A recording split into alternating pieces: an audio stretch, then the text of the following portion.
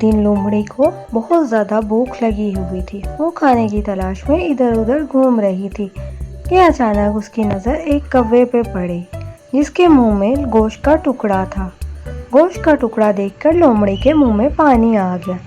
لومڑی نے سوچا کیوں نہ گوشت کا ٹکڑا کوے سے چھین لیا جائے۔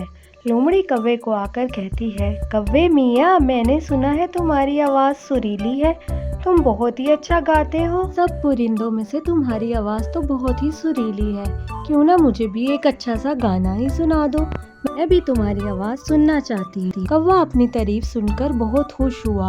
اس نے کہا کیوں نہ میں لومڑی کو گانا ہی سناؤں۔ جیسے ہی کوے نے لومڑی کو گانا سنانے کے لیے منہ کھولا تو اس کے گوشت کا ٹکڑا زمین پر جا گرا اور کوا گانا گاتا رہا، لا لا لا لا لا لا لا۔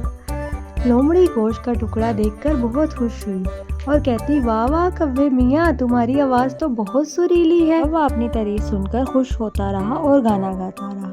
پھر لومڑی نے بولا کہ میں نے تو یہ سب گوشت پانے کے لیے کیا تھا۔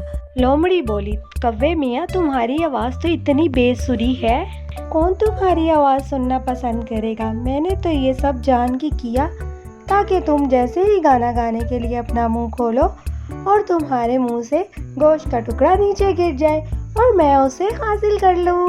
کوا لومڑی کو دیکھتا ہی رہ گیا اور لومڑی وہاں سے گوشت کا ٹکڑا لے کر چلی گئی۔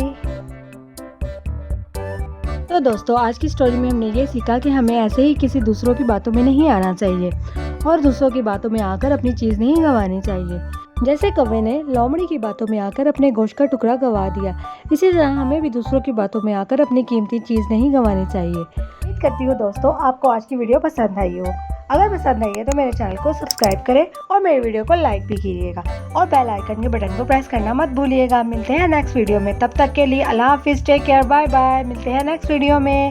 Thanks for watching, subscribe.